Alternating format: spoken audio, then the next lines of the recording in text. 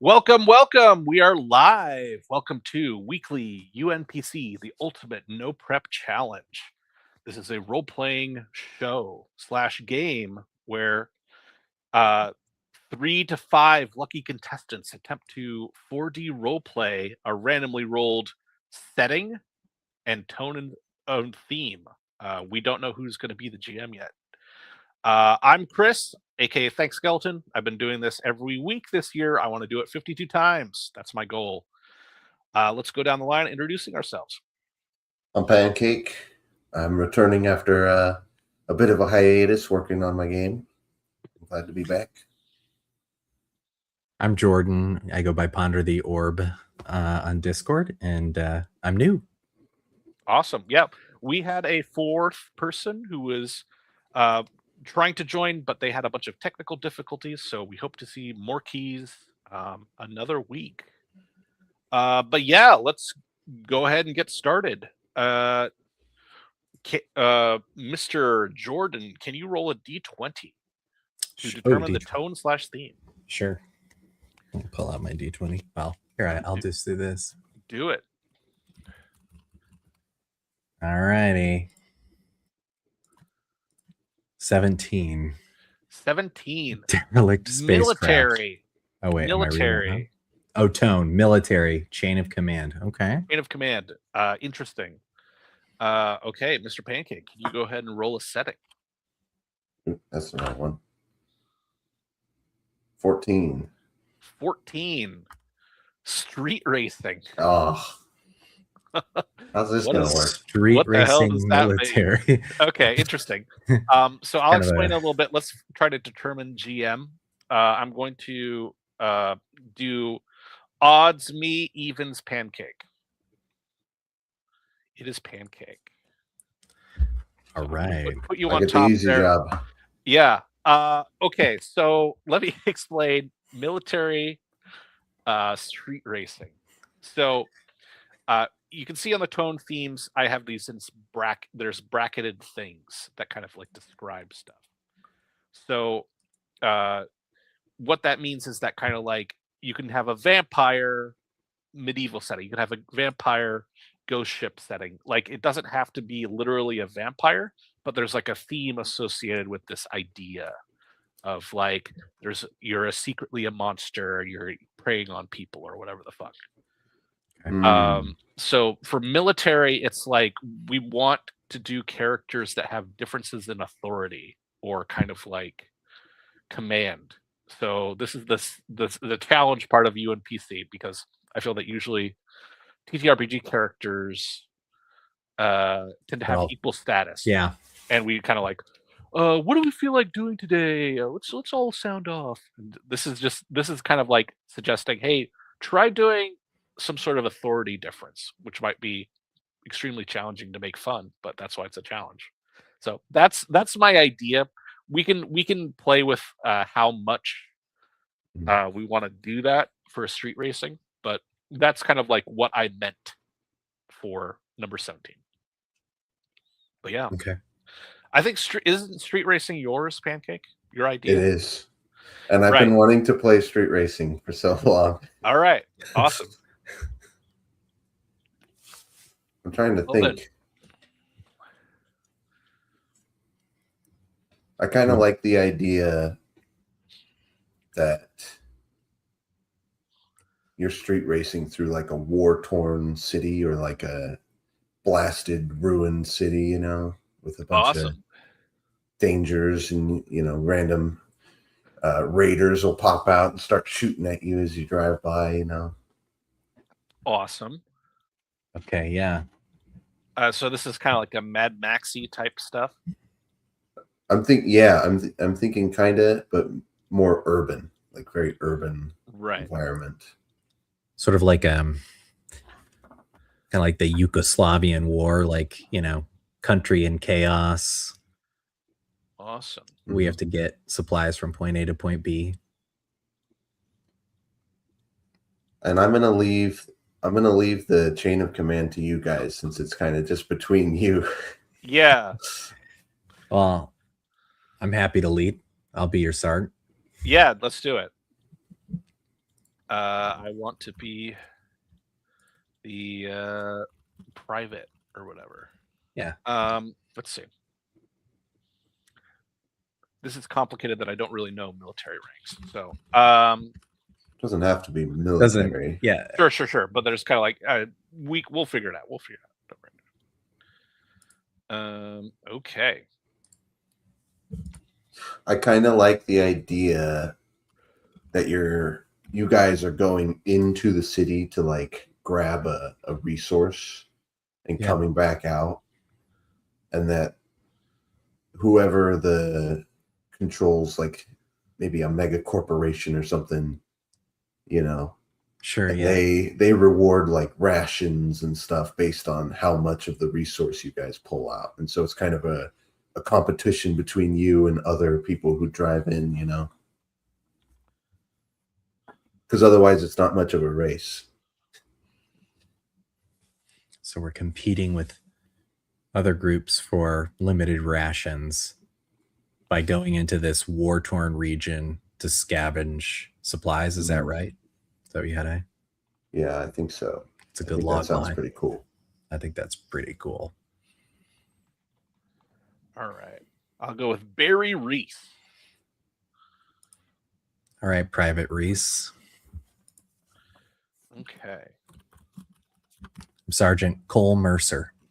Cole Mercer. Yeah. Oh, yeah. You can change your display name down at the bottom. But okay. Optional.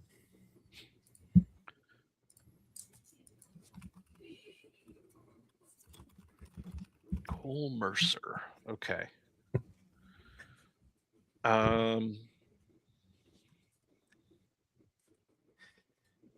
do.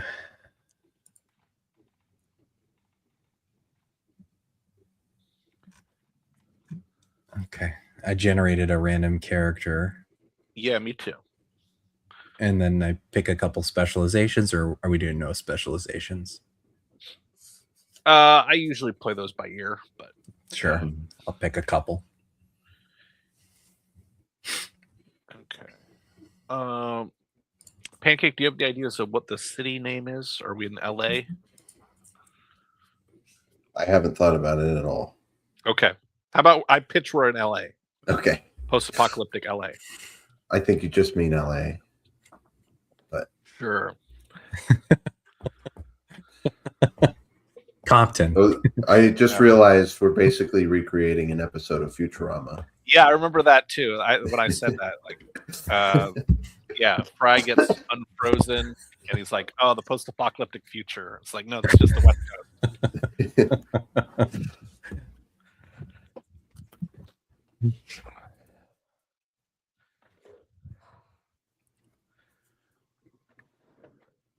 Okay. Well, any idea what we're after?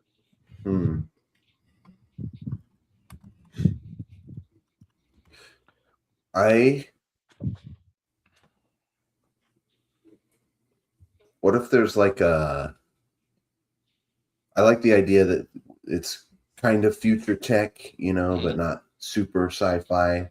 And there's like a downed airship in the middle of the city that has like special power cores in it or something. Okay, gotcha. Or maybe like pieces of the airship are spread across the whole city. Okay, I like that. Yeah. Perfect. Yeah, power cores.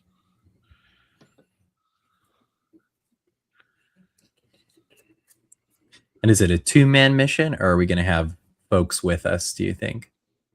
I was kind of imagining that we're got like a rally driver set up where there's the guy with the clipboard. Sure. Yeah, or one of those special forces buggies where there's a guy driving it and a guy on the 50 on the back or something like that. Sure, yeah. A technical. Do we want multiple cars? I think that might be an important decision. We have a Toyota Hilux. I was imagining each vehicle would have a duo. Sure. In the vehicle. Love it.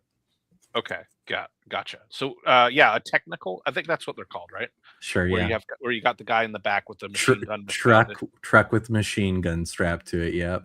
And then Pancake, I love this because it's coming right now where it's Let it it flow. totally makes sense that this dystopian future military wants to weed out the weak who can't bring the power cores back. You got to prove yourself if you're going to get your rations, if you're going to, because you don't want to be out of the military. I mean, then you're in LA. Yeah, absolutely. Yeah, I think I have enough to get started. I'm feeling this too. Pancake, you need anything more? I don't think so. Okay, cool. Let's quickly introduce our characters out of character. Barry Reese, a heavily muscled 22-year-old with a flat top cut. He's got 2 bandoliers of machine gun ammo across the chest. He is in the back holding the machine gun tightly. He's green. He's new. And he's looking for guidance. Cole Mercer, wiry, in his mid-40s, deep pits under his eyes, looks old, looks tired, has done this run before, has always lost his partner no matter who he takes out with him. So he's looking forward to this new guy, but he's not particularly optimistic. He's got an assault rifle next to him in the it's just kind of sitting right next to him in the passenger seat, and he's going to work on getting his truck Betty ready to go run out and get those power cores.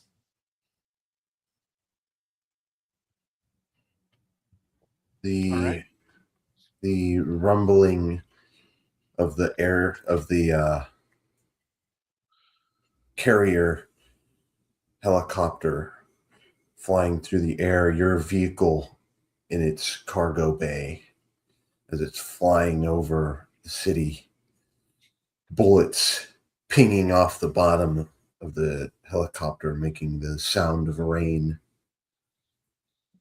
as your sponsor comes on your screen. Cole, you there? I'm here, sir. All right. We're dropping you in the northern part of the city. There's a big chunk of the aircraft here. Should be quite a few power cores in its gun turrets. Hopefully nobody has taken to using those gun turrets. And you should know Locke is being sent on this mission as well. He's in one of the rival cars. I lean away from the view screen and just spit on the ground. Why do you got to send so many crews on us? Just let me do the job. You don't need to send Locke. You don't need to send. I don't mean to step out of line, sir. But look, I get you, Cole. It's not up to me. All right, this is corporate policy.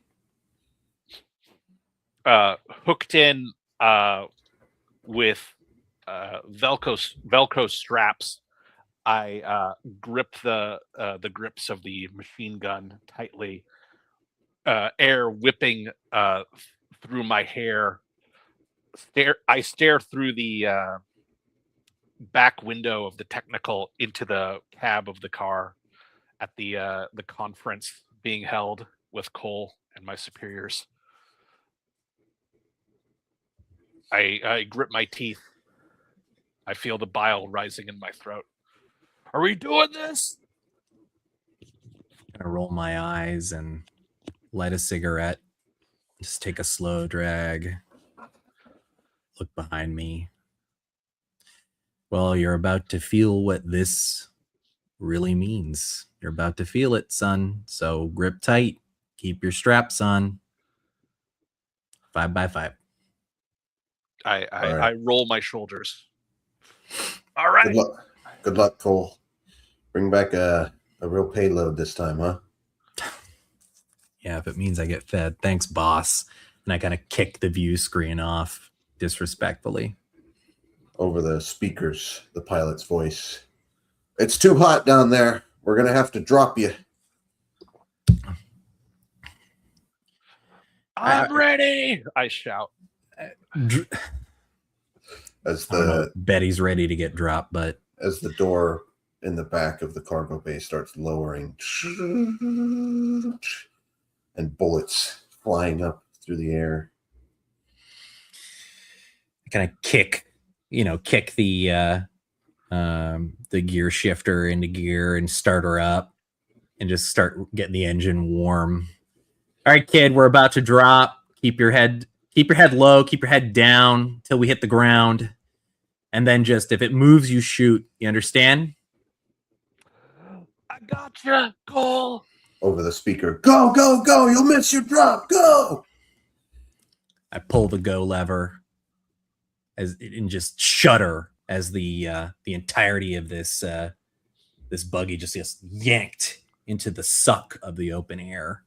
And we drop before the chute finally kicks in, wrenching us up. I scream at the top of my lungs. Atop the nearby buildings, makeshift machine guns firing up, bullet holes tearing into your parachute and dinging against the bottom of your vehicle. All right, hold on, kid. We might be going down faster than I thought. I'm gonna, I take a look over the outside of the cab just to see if we have at least a clean landing site, maybe to get an idea of who's below us.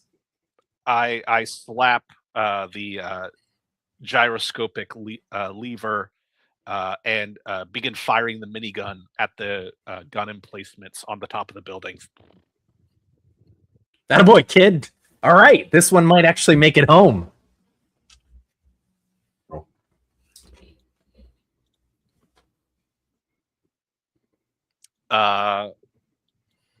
Success. The completely unprotected from the gunfire, vulnerable below you.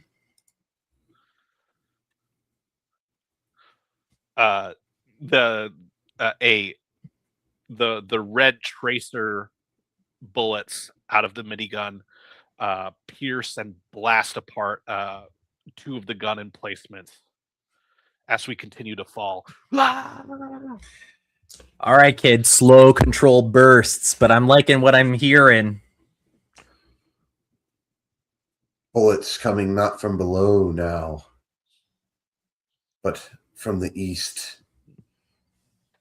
Locke's car also floating down on the parachute as his gunner starts shooting at you. 9 o'clock, kid, 9 o'clock. Out of the driver window, a middle finger. I press the pedal to spin the gun turret in the back and aim at Locke's gunner. Ignoring the advice to use controlled burst, I simply hold the trigger down.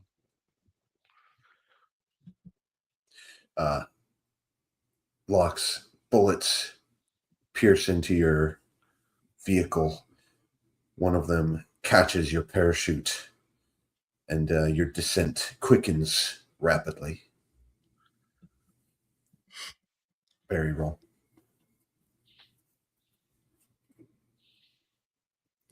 Success. Failure.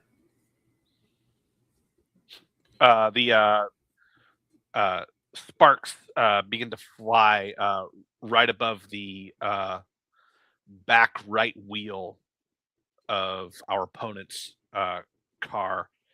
A gout of flame. I've hit the fuel tank.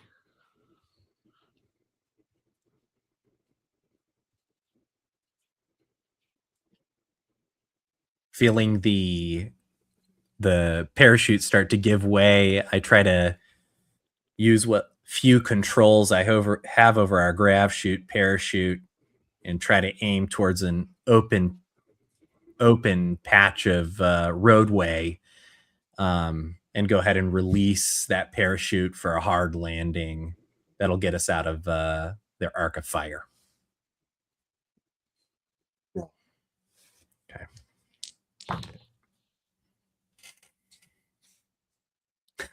Fail.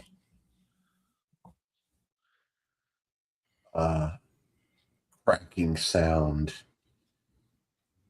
The frame is damaged from the impact as the back half of the vehicle is a little loose. I felt that. I popped my head over again out of the window, just kind of leaning back like a dog, sticking his head out of the window, and I stare to see exactly what kind of damage we're looking at. Small fracture going vertically across the joint where the bed of the truck meets the cab. Oh man, this is going to be a problem, kid, when we're starting to pick up cores. I don't know if she's going to be steady, but what we can do is we might be able to find a time to patch it up. But until then, hit the gas. I start moving in the general direction of the downed airship. Sergeant, the gun's overheating. I'm gonna have to stop. I let my finger off the firing button. A dial attached to the side of the gun has a needle pointing in the far red. A hissing sound as some internal water boils off from the radiator. I point behind me, say, extra barrels back there. We have 3. If you burn through them, we have 3. And I light up another cigarette. All right, boss. I'll see if this one cools down. What's the plan? We move. We're gonna keep our head down. I'll try to get us to a checkpoint I know ahead. It gets pretty quiet. Not a lot of scavengers nearby. Not a lot of gang work. We should be able to lay low, and if we need to change out the barrel, then we can. But it's at least a mile and a half up what's going to be pretty rough terrain. Sir, yes, sir. I'll prepare for travel. I reach over to a button on my harness and press it. Many of the straps fall off, allowing me to move a little bit more freely in the gun turret. I reach over and put a giant Kevlar helmet over my head. Telescoping scopes flip down over my eyes. Hey, kid, check to make sure you're not ventilated. And I'm going to touch, one hand on the steering wheel, touching to see if anything's wet. If I got shot and just don't feel it. You good? I pat my upper body. I feel the lower body. I think I've been hit. Oh, I tap carefully. So I'm gonna. No, I pissed myself. Sorry. Great. It's my first drop, man. First drop. I can smell the blasted city around you, crumbling buildings, but the streets kept clear for the large vehicles that come through. Ahead, on your dashboard, the map shows Genghis gang territory. Genghis gang. All right. So Genghis gang, they move fast. They hit hard. They're going to try to flank us. If we see, I need you to keep your head on a swivel. If you see any fast movers, you let me know. We're going to move. We can't stop to engage these guys, or we're going to get surrounded. You understand? Yeah, I'm having trouble understanding you. I'm just so fucking amped up from that drop. Does this get any easier?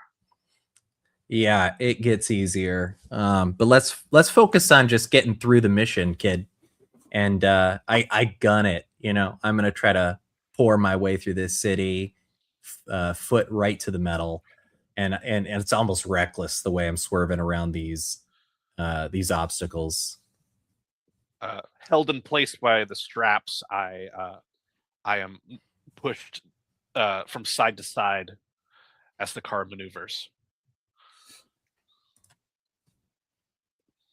The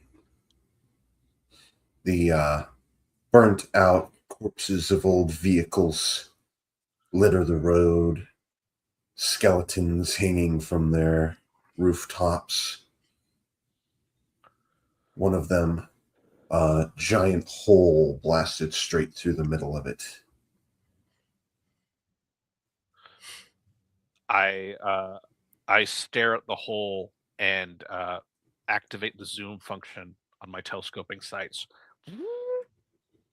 The edges of the hole dripping as though at one time the metal had been molten. Oh shit. I start looking in the rearview mirror at my private. I watch him going a little pale and quickly grab for a puke bag that I keep on such an occasion and just reach through the rear, just kind of hold it up to it. Take this, kid. I don't want you puking on me. Trying to keep it in vision, I reach down for the bag. I say, I think this might be. I don't know if it's the new laser they're talking about, or it's the rail gun that they finally worked out the kinks. But there's something out there that's turning these vehicles into slag. Yeah, whatever it is, it's going to blow through whatever we're driving. So if we see it, we're moving. I don't know what it is, if it's a high impact shell or what, but I've seen damage like this before, but I'll be honest, kid, I'm not seeing what caused it. Aye, sir. I reduced the zoom. Ahead, a big pile, smoldering smoke coming up out of it. Motorcycles on their side. The word Genghis. All have been piled up and set ablaze. A corpse is strung along power lines that still remain. A sign on his neck, down with Genghis. All right. It's looking like we're entering some war territory here. I look at my my interactive map view screen to try to plot a detour around this territory if possible. I reach out my hand and pat the side of the minigun. I can see the temperature dial has fallen to medium. Still hot, but I could fire for a while, boss.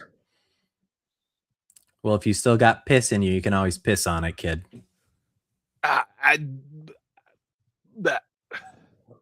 Okay. I go ahead and I look for detours as well to see if there's any routes around the smoking barricade before us. Trying to work my way to the south if I can, because I know that's generally a safer part of the city. A small alleyway between two buildings leads to the south to a large highway.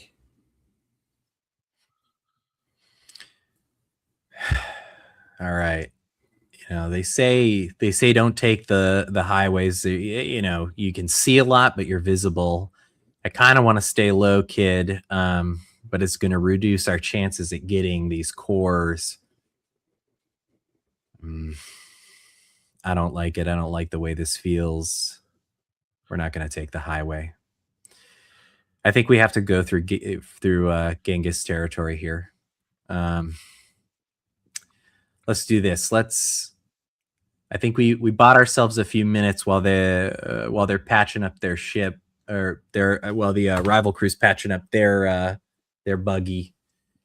We can try patching up ours, and if we need to switch out those barrels, we can, because we're going to have to probably stay hot as we go through this territory. And I pull off into the alleyway, and I jump out of the vehicle briefly to more closely inspect the damage. Okay, boss. I press at a complete stop. I press the button in my chest. The harness comes off, and I stumble down to the street level. Oh man, I'm a little fucking dizzy. I kind of grab him by the by his kit, by his harness, his body armor, and I just kind of sit him down. I said, before you pass out, you need to sit down. And I lean over. I take a look at the fracture in the back and try to figure out a way to repair this before we head in. Permission to yeah, what do you got? Drink the water in the back, sir. I mean, yeah, if you need it, do it. Stay hydrated. I throw open the door and dig into the back of the cab for the large blue bottle of water. Okay. Cabinet on the side of the vehicle. Maintenance tools. Inside is a welder. Welding. Do you have any skill with a welder, kid? Shit, Sarge. I did basic training, but that's a no. I got a little bit of experience. Let me give it a shot. I can show you. I don't like the sound of that. I'm just gonna kind of sit down and drink. I'm gonna say just sit down and drink your water, and I'll give it a try. Grab the welder, see what I can do. I've done it a couple times, but we'll see what we can try. The large bottle of water in my left hand. I pull the sidearm with my right and look outside the alley. I'll cover you. Yeah, good idea. I didn't even think about that. And I start working on welding the fracture together for when we put the power cores in the back.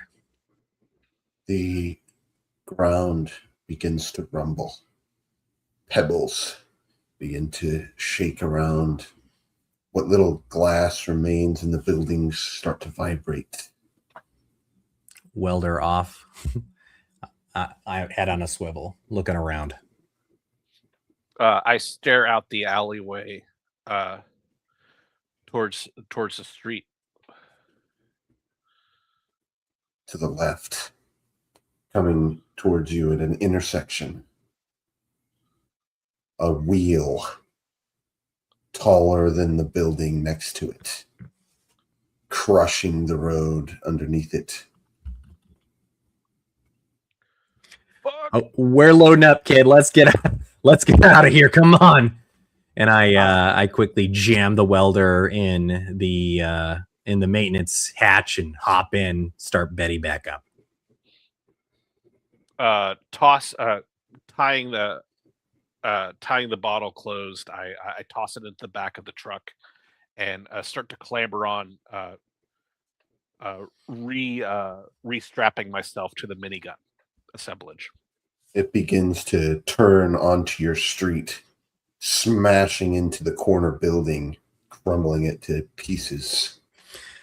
I hit the gas. Not afraid at all at scraping up the sides of the vehicle in an effort to get away as quickly as possible, shifting quickly. Hang on, kid. I'm just one arm grabbed onto my seat straps that I haven't had time to buckle in. The other arm on the steering wheel. Using the foot pedals on the turret, I spin it around, so I'm facing backwards towards the approaching wheel. Permission to fire, sir. Denied. You're not going to do anything to that thing, kid. We just have to get out of here. The giant scrap monstrosity now barreling down this lane behind you over loudspeakers. We got another Genghis bastard. Let's take him out, boys. I look back. Hey, Barry, if you see any hanger-ons or people poking out with guns, you go ahead and let her rip. But you're not going to do much to that wheel there, bud. My eyes wide. I simply stare at the encroaching wheel. Acknowledge. Foot heavy on the gas into third gear, then to fourth. I don't have many left. Look at the side view mirror to see how close this thing's getting. Slow, it's dropping behind, but hatches open on the front of the main chassis of the vehicle as men with rifles point out and start shooting down at your vehicle. Shit. Failure. The bullets plink off the armor. Clutching the minigun handles, I begin to fire short bursts on the left and right at the hatches where people have popped out. Success. Short, controlled red bursts of tracer bullets blast into 3 of the men on the right side, obliterating them. Blood splatters out over the loudspeakers. This one's got teeth on him, boys. What do you think? Should we release the clamp jaw?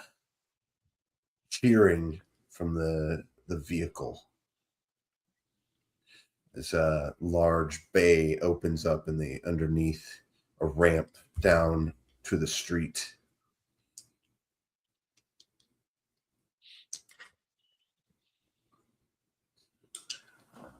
I look behind us at the ramp opening up, and I say, "Hey, kid, listen. Worst comes to worst, you just go ahead and pull that emergency release. We'll figure out a way to bring the cores back. But if that clamp hits us, we're cooked. You understand?" And I turn down the. I try to take a left turn. I see it rapidly approaching, possibly our way out of here. We can dump the ammo. I think fast and I search. I'm like rummaging through kind of the different compartments in the main cab, debris and other, old wrappers, empty cans. I'm looking for grenades. The grenade slots empty. Next to them, a flare gun with a note on it. Everybody gets one.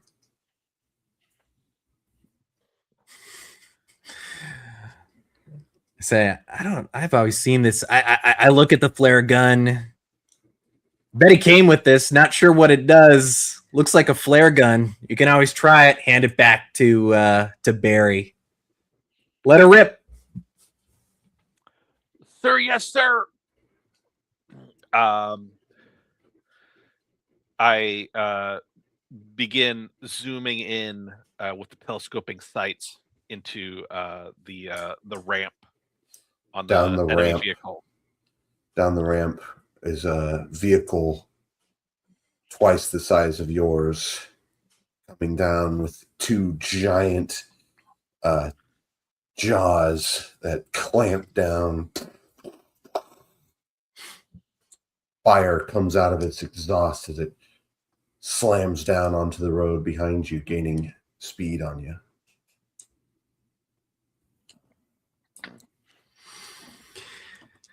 Oh shit!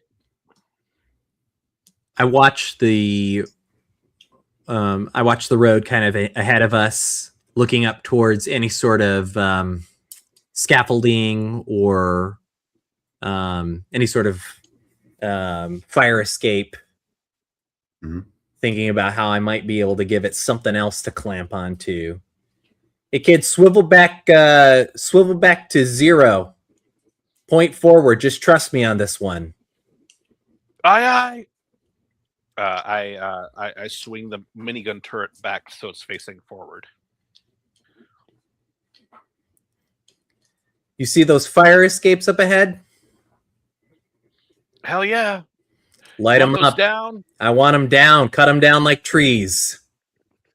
And I just floor it so that even after he cuts it, at least it's not landing on our car. Both roll. Success. The red brickwork with the fire escapes mounted on it explodes into puffs of red dust, and the ornate pig iron fire escapes begin to crumple and fall downwards. Ah! Hang on, kid! I gun it. The first fire escape crashing behind us, and I managed to kind of drift the vehicle to the right down a side alley before the second fire escape crashes in front of us, just barely avoiding it. The clamp jaw slams straight into the fire escapes. One of the bits of steel gets jammed up into one of its wheels, and it skids sideways, slamming into the building. I kind of let off a heavy sigh, and I feel the adrenaline actually hitting me this time. The shake setting in a little bit. It doesn't get any easier, kid, and we're not through here yet. Spinning around 180 degrees. Woo! I raise a fist, cheering as the cloud of debris behind us fades. The massive vehicle stops right where the clamp jaw crashed. A mile ahead, the aft section of the airship sits, having smashed through a group of tall buildings. All right, listen, there's a good chance those turrets might still be in use, so we're going to try to take our approach a little slow here, because I want us getting out of here. And I kind of take an approach where I slow us down, downshifting after I've placed enough distance between us and the giant wheel, and I try to work my way between buildings and rubble, keeping as low a profile as possible. The buildings here show even more sign of destruction. Giant craters in the streets and more perfectly circular holes going straight through vehicles and buildings. Hey, look up ahead. You see that? And I gesture his attention towards some of the debris and the evidence of these holes. Holy shit! I don't know whatever made that.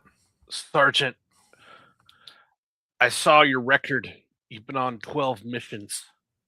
That's more than most people that have survived. And I'm gonna give you a tip, Barry, because I think you got talent. There's someone told me slow is smooth and smooth is fast. So we're gonna take this slow. We're gonna be smooth about our approach, We're going to keep our heads on our shoulders, and we're going to get home. And if that means we don't get the rations, if we don't get our portion, so be it. But we're getting home, okay? I've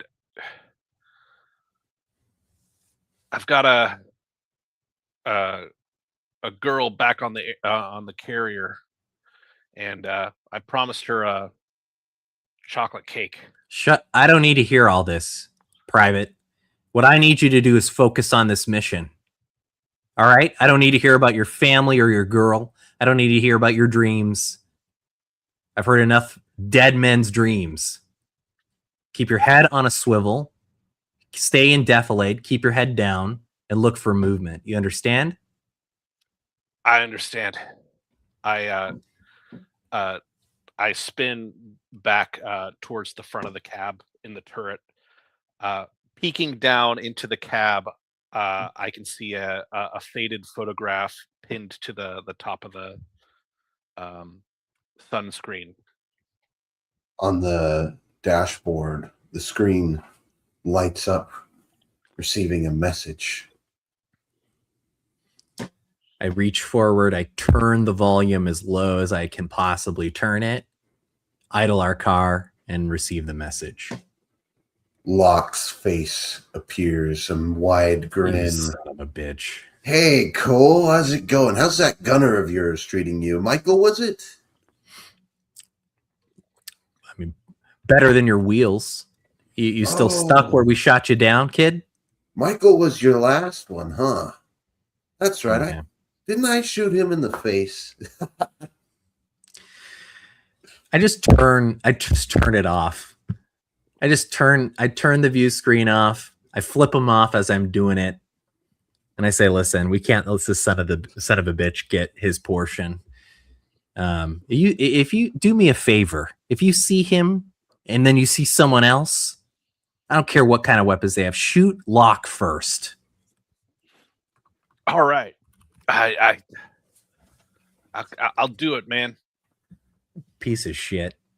He's fumbled up 3 of my missions so far. He has no interest in completing the mission. He just has his only motivation seems to be ruining everybody else's day.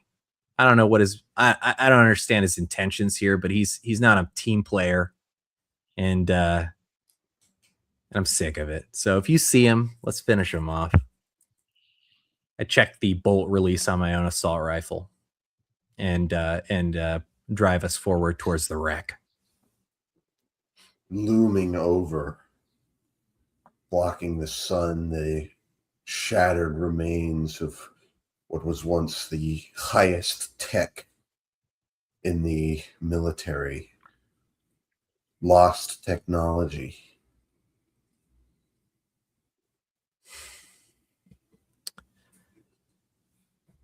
I look up, just kind of quietly appreciating what we were once capable of. Heavy sigh, gripping the wheel again, push forward. All right, we're getting close to the firing arc of these guns here, and I look up to see if any of the turrets are moving.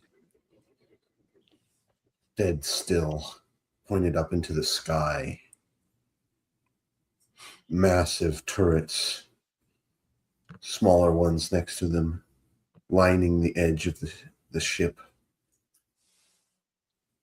Pointing out of the side of it, a massive rail gun meant to tear apart ships of its own size. Is that thing hot? I don't see any Still movement. live? I don't see any movement, Reese.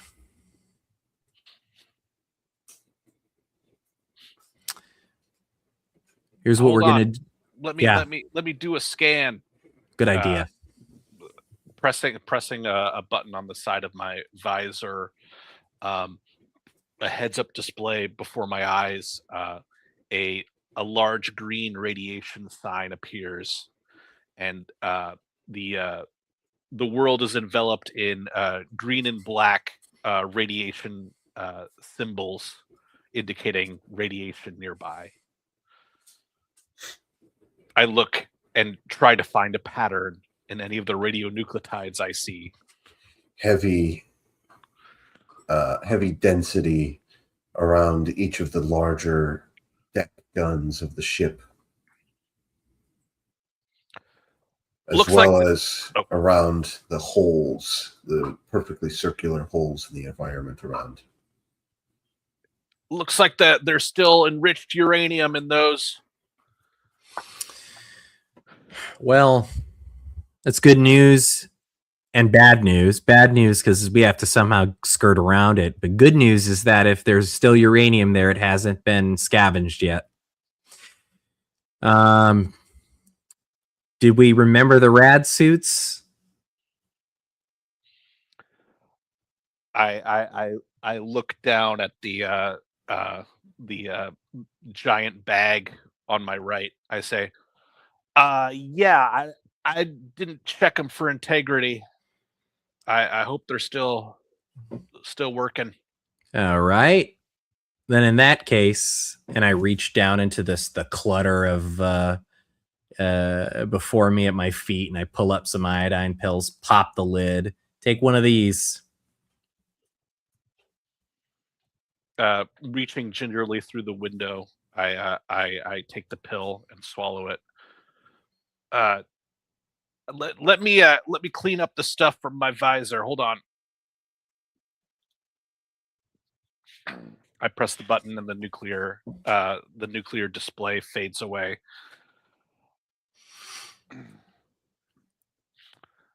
These pills safe?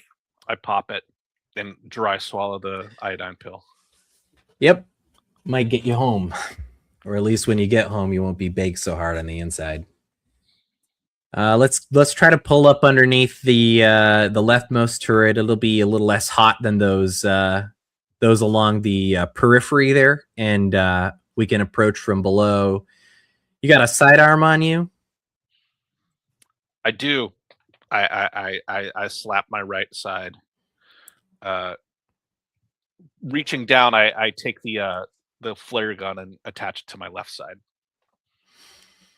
The Geiger counter on the dashboard begins ticking violently. All right, we should stop here, and I pull us over, grab my my rifle, and work my way to the back, unzipping the bag of rad suits. I pull the first one out, and I unsnap myself using the central button and jump down off the side of the technical. Whew. The budget rad suit is been repaired numerous times, but no obvious current damage. The undamaged rad suit I hand to Reese, and then I dig into the bag for the second one, pulling it out, inspecting it as well.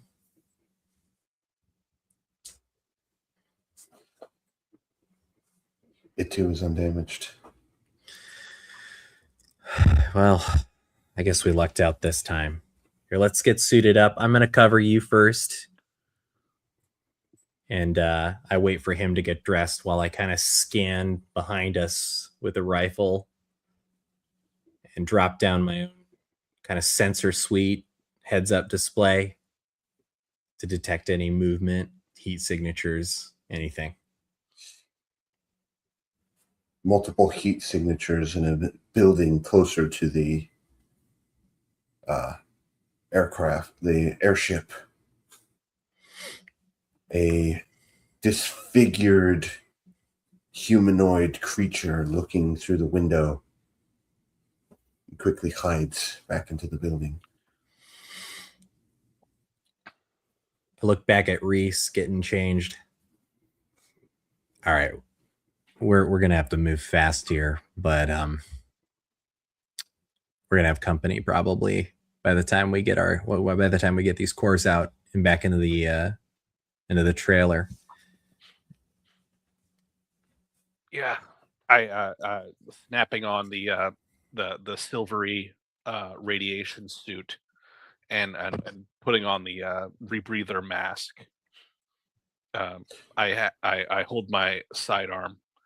All right, boss, I'm ready to go. I grab. Oh, sorry. Out of the front door of the same building, a disfigured mutant bursts out and turns to you. We got contact, and I raise my rifle and open fire.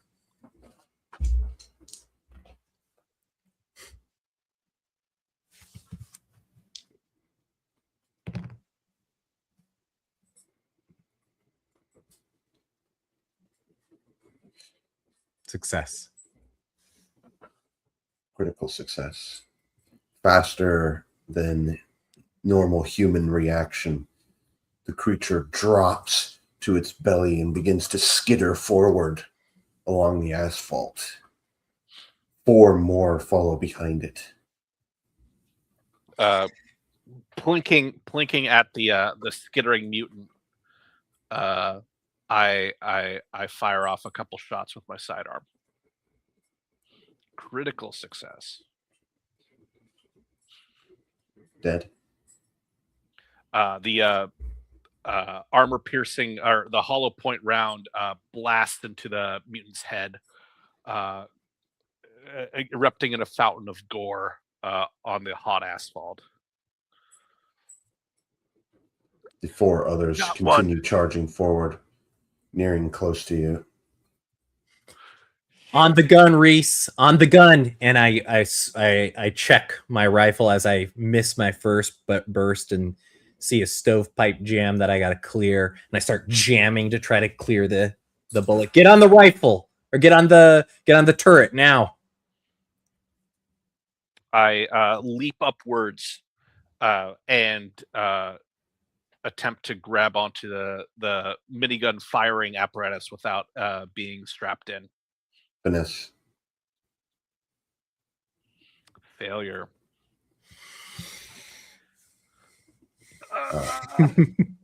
The minigun fires wildly. A stripe of bullet holes in an arc appearing on the side of the building.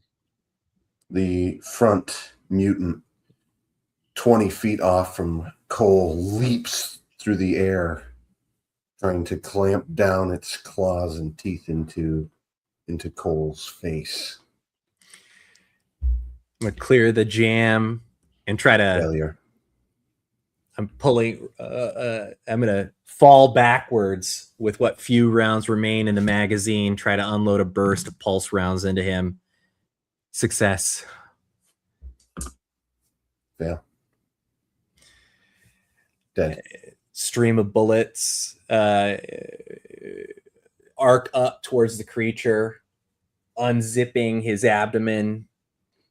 Ooze and guts and mutant blood spilling on me as the creature lands on me, pinning me to the ground. I try to roll him off of me. We got 3 more, Reese.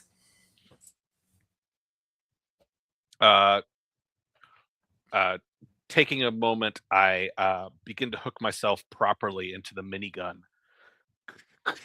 The khaki straps flipping across my shoulders, the mechanism engaging. It's gonna be a moment. 2 of the creatures leap onto the vehicle and clamber for Reese. With success. Failure. As their claws reach in underneath your helmet, scratching your face. Deep cuts. Reaching for the sidearm, I shoot at them with my right hand while holding down the trigger of the minigun with my left, trying to shoot both of them with 2 weapons. It was a failure. The one grabs your pistol arm and wrenches it to the side. The other one crit fails.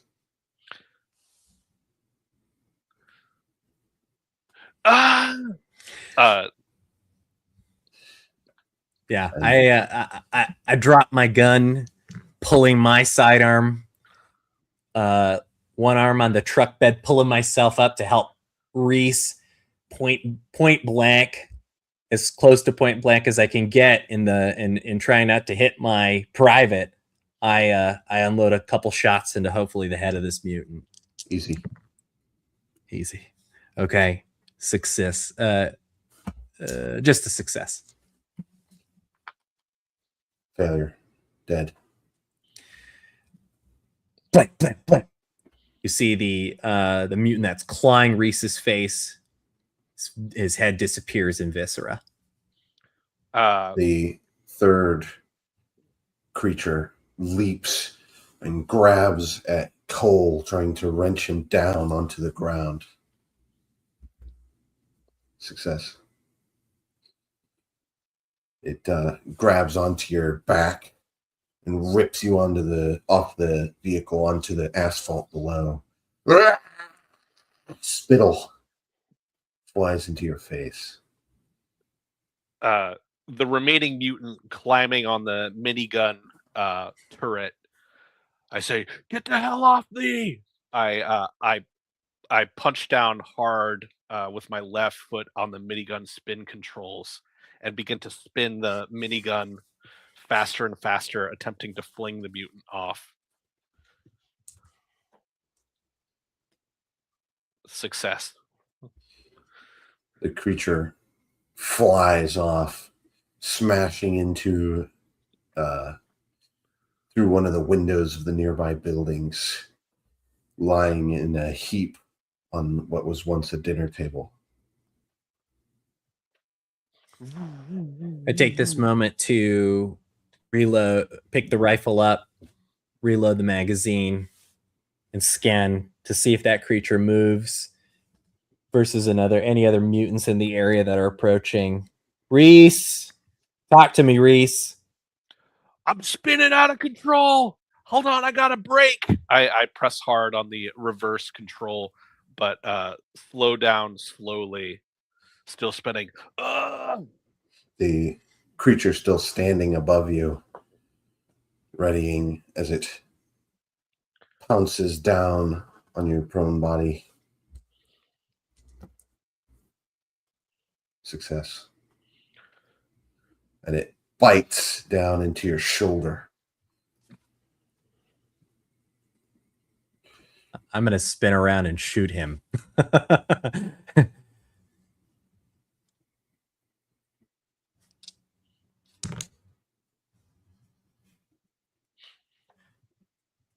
Just a success. Failure. Dead. Another short burst. Another dead mutant. The turret comes to a stop, facing forward on the technical. I look down. Sergeant! Sling my rifle. Orange, viscous blood bursting out of the mutant, covering you completely.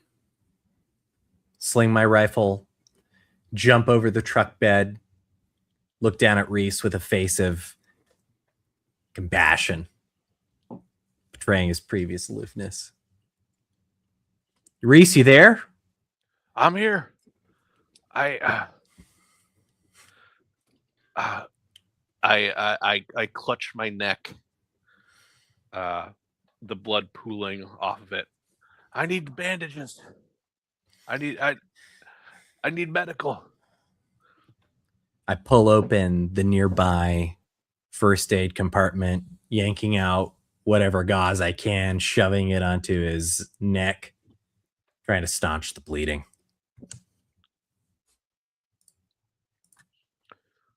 Oh boy. Thanks, Sarge. Don't thank me yet. Fail. The dirty gauze has little effect and staunching the flow of blood. There's got to be something more. I'm looking through the med kit for any sort of stem to stop bleeding, stem the bleeding, anything. A can of instant skin spray foam, nearly empty. Clutch it, shake it. Got 1 dose left, kid. This is gonna hurt like hell. Bite down on something, and I spray it. Ah! I scream as the stinging foam seals the wound forcefully. Oh! I'm sorry, kid. But you live. Good good thinking with that turret there. Thanks. These things spin pretty fast. I pull them up with me. All right, I think we bought ourselves a little bit of time. I think the smell might keep some of the other mutants away, but we got to go find the core. Are you good on your feet? Putting my hand to my neck, I draw back, seeing only a little blood. I can walk.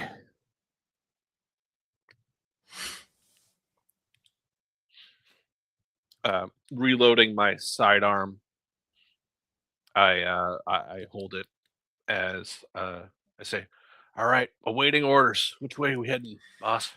Okay, you're on my 6 because I got the rifle. Okay, so I'm taking point. I don't need you dying in there if one of those damn mutants snuck in. Just keep your flashlights on. If you got anything infrared, keep it on. And we're gonna get in and out. Okay, by the book, in and out. We're not gonna dick around. We're not here to scavenge anything. You understand?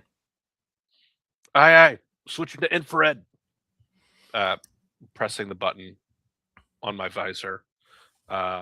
Different colors flash before my eyes before solidifying on the signature reds and blues of infrared vision.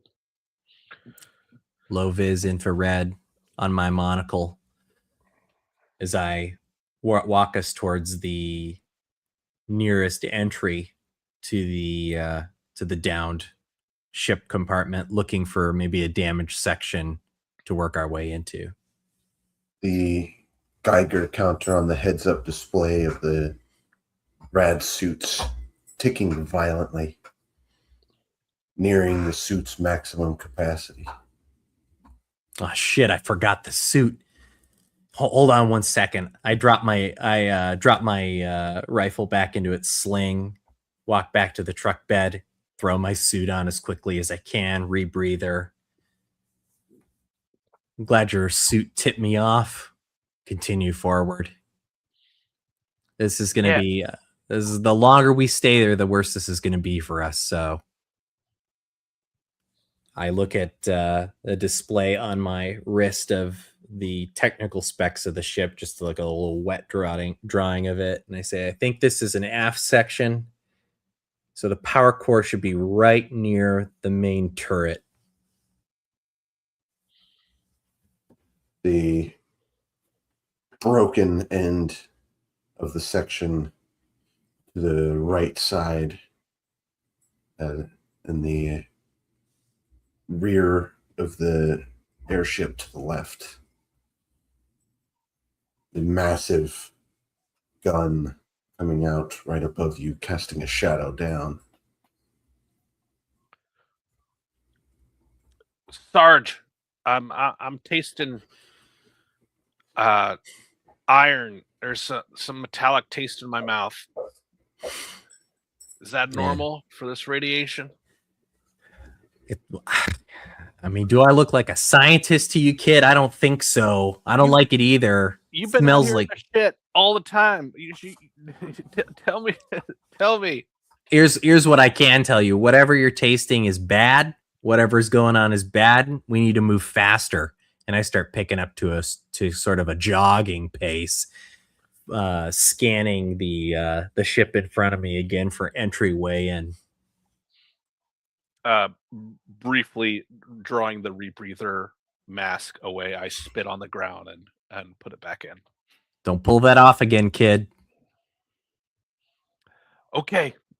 I tighten my straps. Hangar bay just ahead, the door bent open.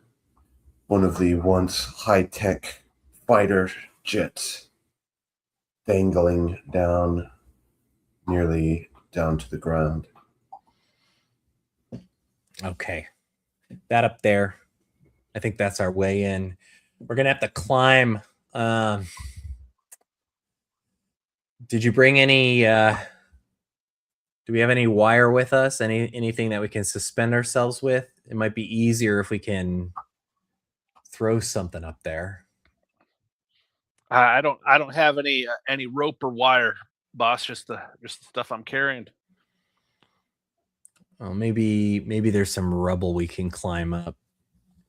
And I look over to the hangar with the fighter dangling out of it. Look over to see if there's any rubble with hand and footholds that we can try to climb. The nose of the fighter only 5 feet off the ground. Kind of motion towards the fighter. Walk under it. All right. I'm going to hoist you up. Give her a tug. Make sure she's steady. All right. Let's do it. Hands in front till he steps in, and then I lift him up to the nose of the fighter. Holstering my sidearm, I pull with two arms, lifting myself up the nose of the fighter, climbing towards the cockpit. Is it steady? Yeah, I hear a little creaking, but seems to hold. A skeleton dangling from the harness of the cockpit.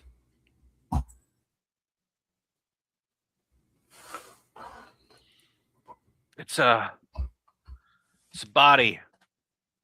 I'm looking at the jumpsuit. Looks like this is from the old USA. Try to ignore it, kid. Now lift me up out of here, okay? He might actually hold on. Does he have a chute on him? I peel. I pull on the seat a little bit, revealing the chute attached to the ejection seat. They sometimes have nylon rope or something attached to it. We might be able to find a safer way down if you can find anything. Oh yeah, this old. What is this? 50 years old? We could try it. I maybe rip open the parachute on the back of the pilot's seat and begin to drop nylon strings. Next to the parachute, a small pack labeled Crash Survival Kit. Oh shit. What do you see? I see a survival kit. I wrench it out and toss it over the side. It tumbles downwards. I grab it, unzip it, look for any sort of rope. A small suppressed handgun, a beacon, and other survival gear. You said I'm so sorry. You said small suppressed handgun, beacon, and what? And other survival gear. Survival gear. Okay. All right. Doesn't look like you got a rope in this then, but they do have this, and I kind of wave the handgun. So in case, easier to switch to this than trying to reload your own. Jam it underneath my arm. And I say, all right, so hang on to as much of that on the other end as you can. And I try to grab the nylon ropes and filaments that have come out and try to pull myself up into the actual cockpit. Still attached to the pilot's seat. The rope holds firm. I feel for any give as I work my way up, ready to let go if I need to, or if it's starting to move. All right, it's a couple feet more to the co-pilot seat up ahead. All right, we just need to get in this hangar. So let's hustle.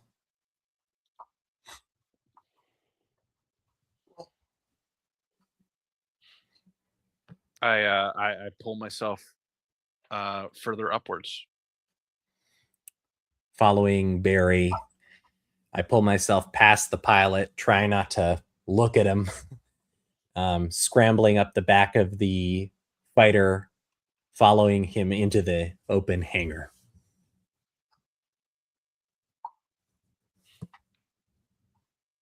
Both wrong.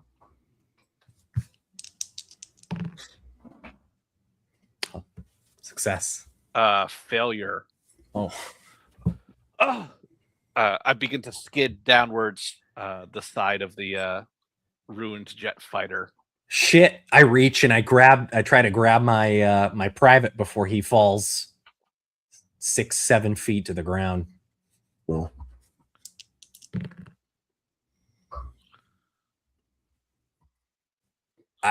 I rolled a 40 and my skill's 40 meter beat, so I succeed. Oh, help me up. I grab him, feeling the muscles strain. The airplane starts to unsettle from its position. Let's go! And I grab him and just using every ounce of strength I have, pull him onto the fighter. My hands scrabble against the side of the ruined fighter. I barely find purchase on the side. All right, let's get off this thing. She's moving, and I dig my foot up, and it's almost like I try to pick myself up and run on top of it before it slides to the ground and crashes.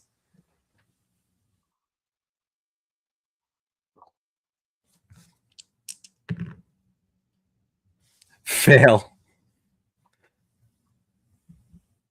The ship or the plane catches your ankle as you leap up, pulling it in the wrong direction, damaging your joint, but you make it to the top of the airlock. Ah, shit! I get up into the hangar and just kind of grab at my ankle. Oh shit!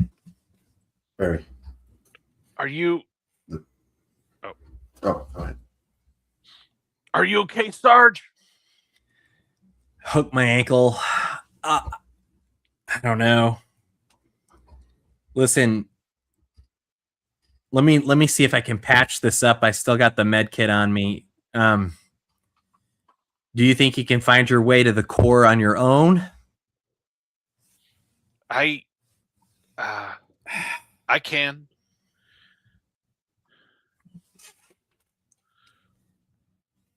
No, that's a bad idea. What am I thinking? Just sit tight. Let me see if I can put some weight on this. I lean forward. I just gently put some weight on the injured ankle, see if it will bear weight. Well, I climb to my feet in the at the edge of the ruined hangar, pointing my gun. I scan the area for threats. The hangar area is filled with skeletons, as though they were in the middle of scrambling fighters. But otherwise, there's no movement. All right. I think the radiation is taken off a lot of these. We're not going to have a lot of competition here, except the muties. Well, that's good news, at least. And I kind of limp to my feet, feel the lightning bolts of pain shoot up my leg. At least I can walk. Let's work our way 12 o'clock down the hall. And I check the wet sketch on my arm to see roughly where the power core might be nearby. The next bay towards the aft of the ship is the weapon bay, with the large mag rail. I think I got a little bit of an idea of what's making those holes here. So someone's figured out how to use these weapons somehow. I don't know if it's this ship or another one of them. All right, Sarge. All right, let's push forward and carefully limp my way forward to the weapons bay of the mag rail. The door to the closed door of the weapons bay, the switch to the right of the door still lit. Corpses, fresh corpses, around in a circle around the door. I put my hand up, hold. These are fresh. I look up the hall. I scan kind of the hall, the ceiling, looking for any sort of defensive turret or porthole for folks to shoot through. Nothing in this room but the closed door in front of you. All right. Listen, we're going to stack up to the side here. Not in front of this door. We're going to be to the side when we open this, okay? So get behind me. And I sidle up to the side of the door next to the switch. Wait till Reese is behind me. You ready? Sarge, give me a moment. I flip over one of the corpses, looking for a uniform or identification. Wearing the same jumpsuit you wear under your radiation suit. What do you see? Some sort of ambush here. Looks like these are our guys. I flip over another body. I don't see Locke here. A raider this time. Yeah, this is some kind of ambush. I'm feeling like if we open this door, whatever's behind it is going to do to us what happened to these guys. We need to think about this. Do you have any ideas, Reese? I'm not above ideas here, even though I've survived these missions before. I think we should I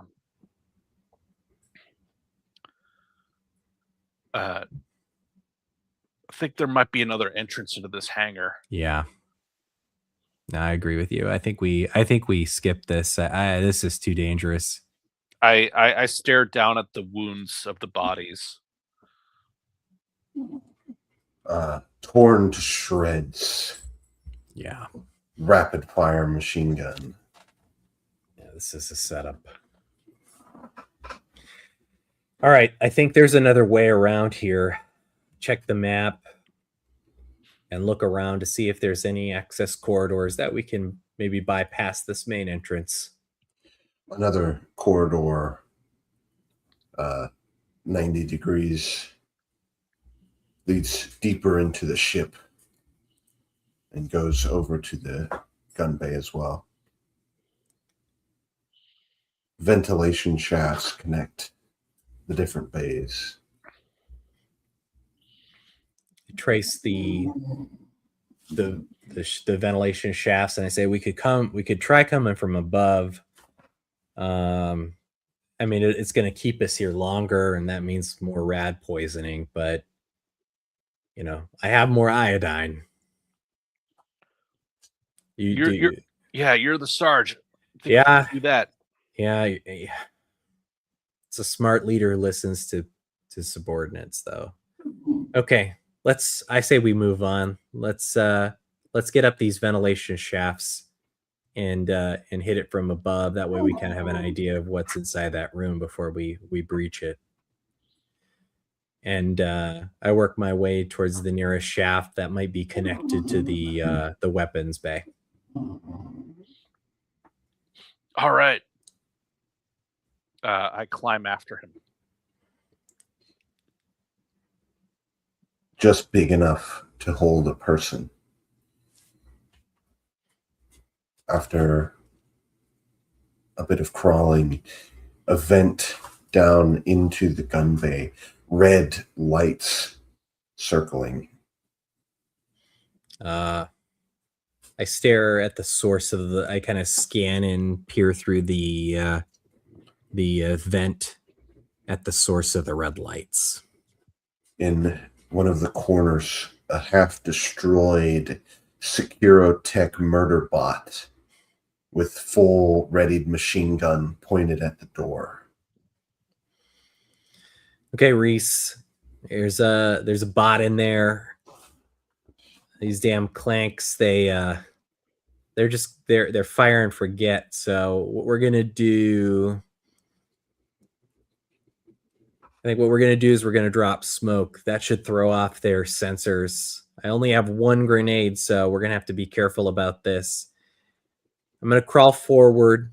We'll pop the shaft. We'll pop smoke, and both of us unload on that thing before it has a chance to return fire. But I think our best bet is for one of us to drop in, so we're not just sitting ducks here in these shafts. All right. I'll go first. Okay. When you drop in, you see that shed off to the right here, and I pull them forward and just kind of motion through the vent at some of the furniture in the room. That shed there's titanium. It's going to give you some cover. So when you drop in there, right after I cover you, I want you behind that shed as fast as possible. Okay. Aye. Drawing my sidearm, I steady it on my other arm, holding it with two arms. All right.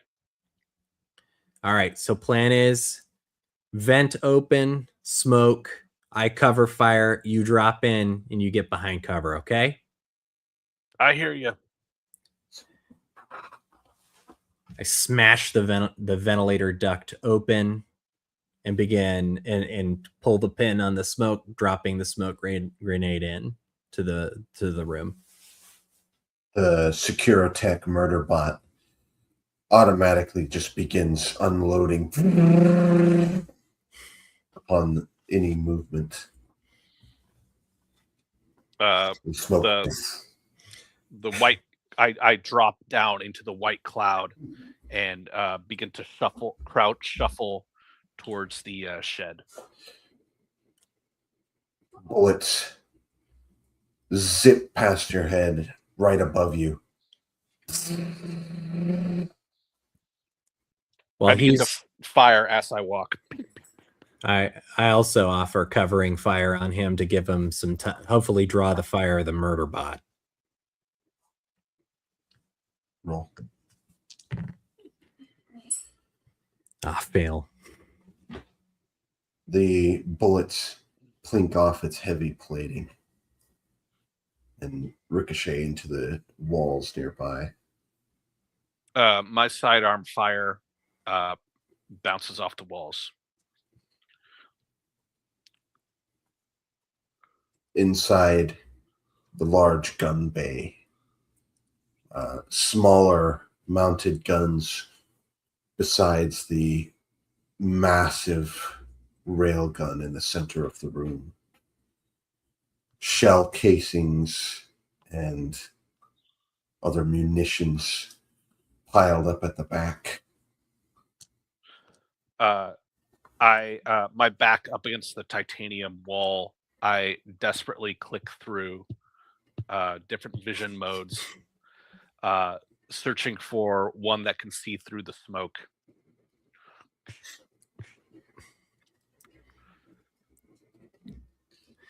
I unload a second burst, which will empty my magazine again into the murder bot. Shout down, Reese! I'm gonna cover you. You push forward. You just gotta pull. You have to pull at the central registry of that bot. If you got to get your hands in its guts, otherwise it's gonna keep shooting at us.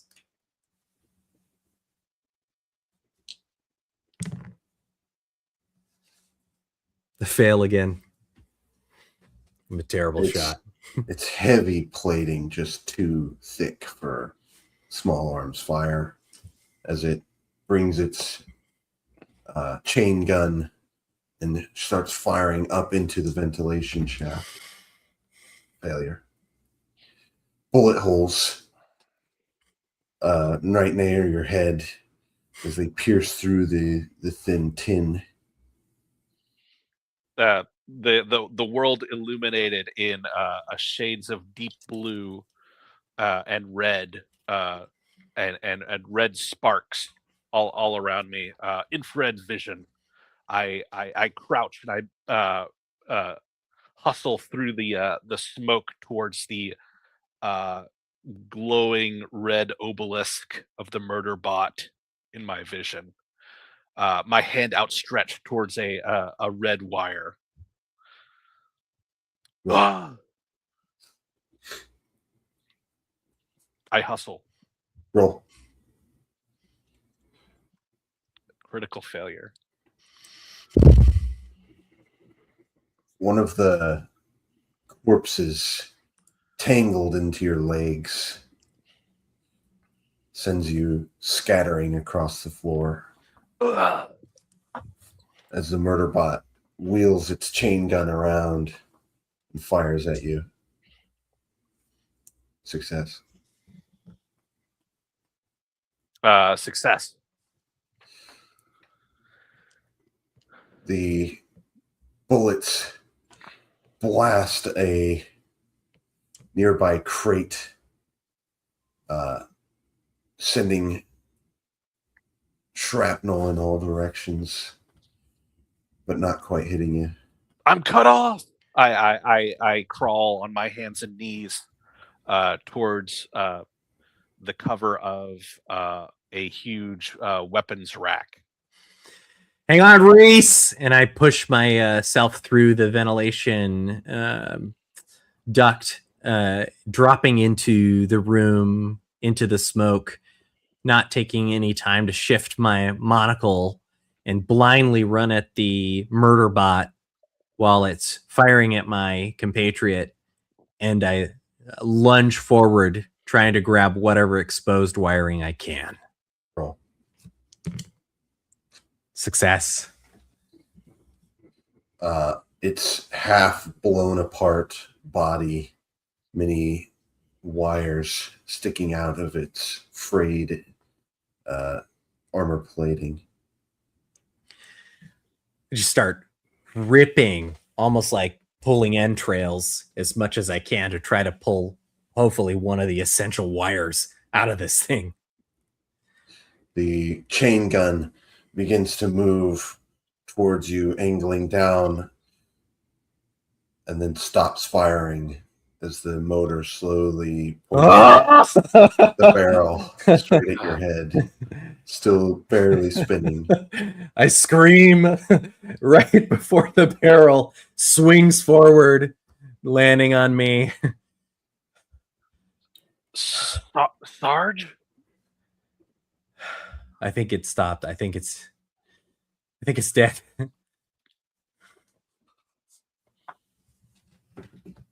The massive gun in the center of the bay. At the back of it is a large containment chamber. There it is. The core. Okay, good. it's gonna take both of us to lift that thing out of here. It's gonna be a few locks to open it, to unsecure it. But it's easy. It's physical. They're just latches. You're gonna work on those latches, and I'll cover down the hallway. I don't know if there's any more bots coming. I flip back to normal vision in the smoky room. Sarge. Yeah. Permission to resupply. I point upwards towards a laser rifle mounted on a weapons rack. Well, that is better tech. Yeah, you need a long arm. Go ahead and grab that. And I scan the weapons racks for any additional tech. Dropping the sidearm, I pick up the old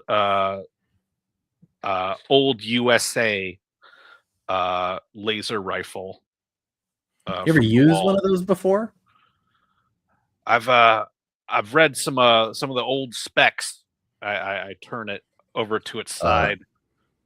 A Colt LAR 1517.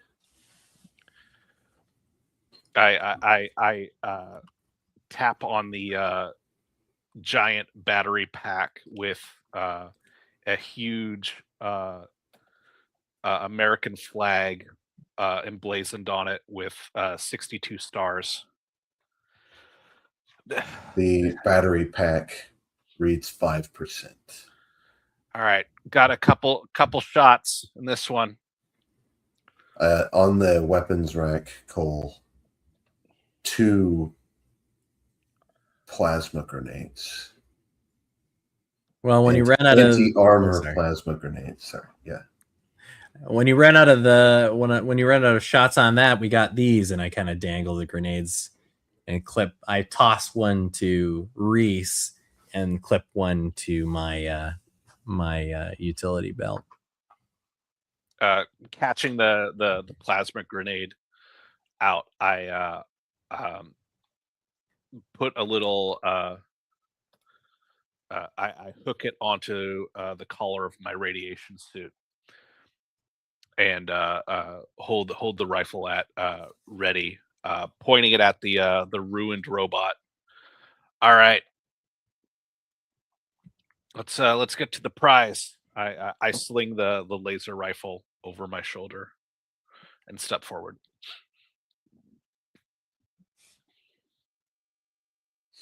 The containment chamber, only about yay big.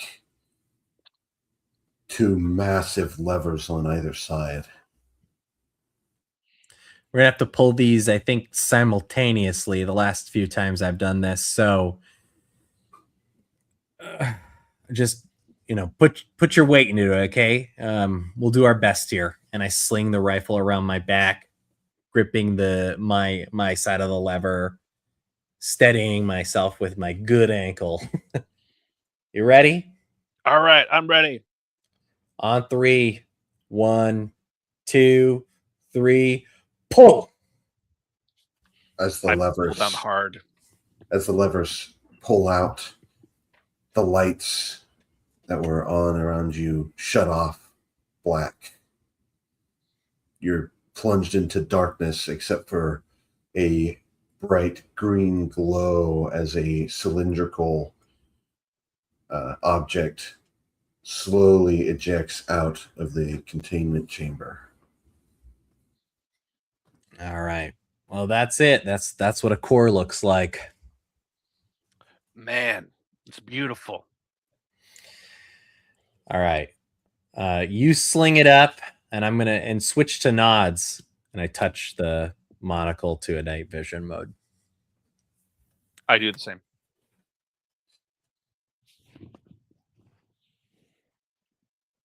We grab the core, hoisting it, handing it to Reese to have to see if it's going to be. And you think you can carry this by yourself, or should we carry it together? Given your ankle, I think you should carry it. Although I can't shoot with where I'm carrying it with 2 hands. So, yeah, I'll carry it. Okay. I heft the heavy core in both arms. The All right. Geiger counter on your suit goes past max setting. Damn, this thing's hot. Yeah, we'll get into the bed as fast as we can. There should be a maintenance hatch nearby. Let's see if we can find it. And I work my way past the core housing to try to find an emergency maintenance hatch that can get us out the ship. Can't get in this way, but it might be able to get us out. A red lever next to an emergency hatch for emergency use only. We pull All right. it. Yeah. Clanging on the metal deck, I take slow steps forward, carrying the core. Pull the hatch. The bolts, the explosive bolts, fire the metal hull of the ship that clangs to the ground, and an automatic ladder descends. And I work my way down the ladder. I'm gonna get down to the bottom, and then you're probably just gonna have to toss it to me and just hope for the best here. Unless you think you can climb down with that thing. If I can hold it with one arm, I may be able to climb down this ladder here. All right, see if you can try.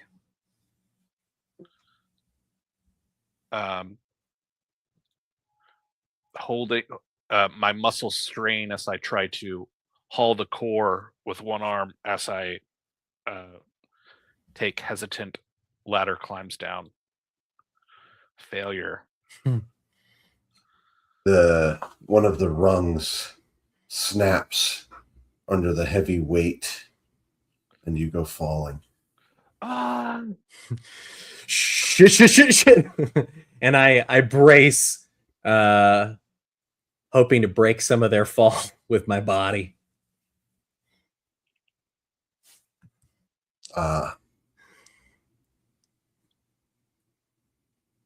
Roll, I guess. Okay. I fail. You each take one strike. Yeah. The power force slams into the ground and bounces a little bit. God damn. Shit. I get up. I think I got, seems like soft tissue damage, Sergeant. Nothing's broken, but I may have some internal shit. Oh. That makes two of us, Private. Let's get moving. Get up. Make sure that core's not breached. I scramble to my feet as fast as I can. Check the core. And what I do is I lift my rifle and I scan the area in front of us for mutants. Looking down at the core through my night vision, I don't see any cracks. The streets around are empty, except for a second runner vehicle next to your own. Son of a bitch. All right, I think Locke found us. But we've laid claim to this thing. Listen, if you're going to learn something about missions like this, you need to know that the only thing that matters to the company is results. And if results mean you sabotaging another crew, people will do that. I've done it. Nobody's gotten home without doing it at least once. So he's here to take what we just earned, and we need to figure out where he is before he finds us. And I'm pretty sure he just heard this hatch open. The vehicle comes to life. Starts driving towards you. All right. Drop the core and get that rifle on sight. And I pull my rifle up and I start unloading into the vehicle. Unslinging the laser rifle, I try to fire as well. The gunner wheels his gun around and starts unloading into you. Start with Reese. A glowing red beam of energy strikes the front of the technical, blasting in through the front grill towards the engine. A clean hole as the motor sputters and a large clinking sound as the vehicle comes to a screeching halt. As I wait until the first passenger or the gunner disembarks before trying to unload a carefully placed set of a rifle burst into that enemy soldier, I rolled a success. The gunner wheels the turret around towards both of you. Success. All right, I leap. Failure. Success. Nope, I'm sorry, failure.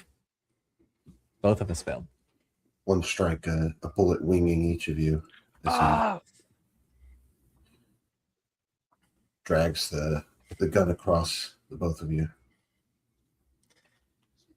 I scream, holding my shoulder, feeling the warm blood, and drop my rifle, pulling one of the plasma grenades to gauge the distance with my good arm.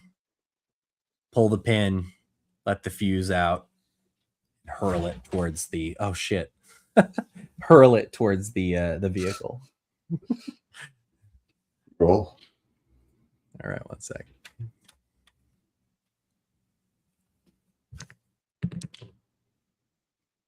Fail.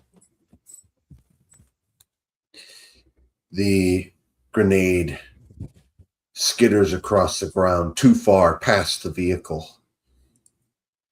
As it goes off, a sphere of energy and a wave of air blasts outward and slams into you as everything within 15 feet of the grenade has disappeared, turned to ash. Looking down at the laser rifle, the battery display reads a solid red 0. I toss the laser rifle to the side and pull out the sidearm and try to fire at the gunner in the back. Success. Yeah. The hollow point bullet finds purchase just below his neck. Still keeled over from the blast wave of the grenade. His throat is blown open as blood pours down the side of the vehicle. Got that bastard. Good shot, kid. Locke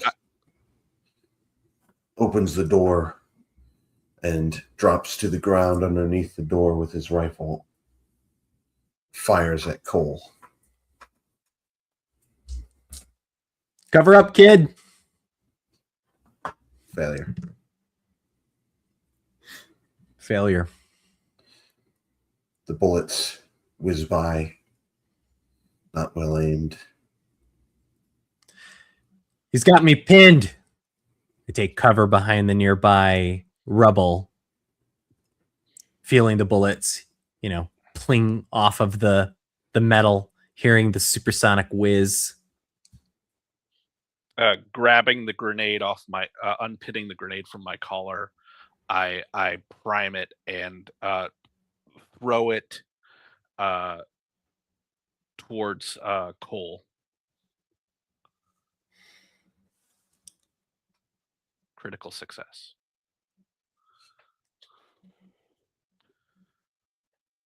The grenade tumbles directly underneath the engine of his technical, a mere 3 feet away from him. Another blast wave of air slams into each of you. Dust and particles going flying, and nothing but a middle finger. Nothing but a crater remains of where once Locke and his technical were. Man, I'm hurting. Let's haul this thing out of here. I am too, Private. Let's move. We bought ourselves enough time.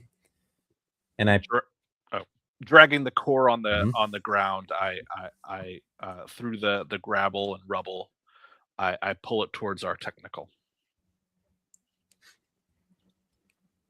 I walk past the enemy technical, taking a moment to see the rubble and the dust, the burnt out plasma scorched earth that once contained my deadliest rival.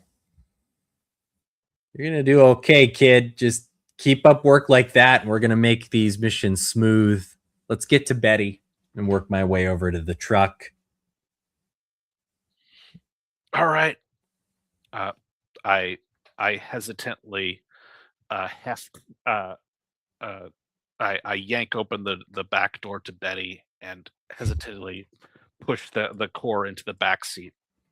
It slots into a specialized place, and a green light comes on the truck.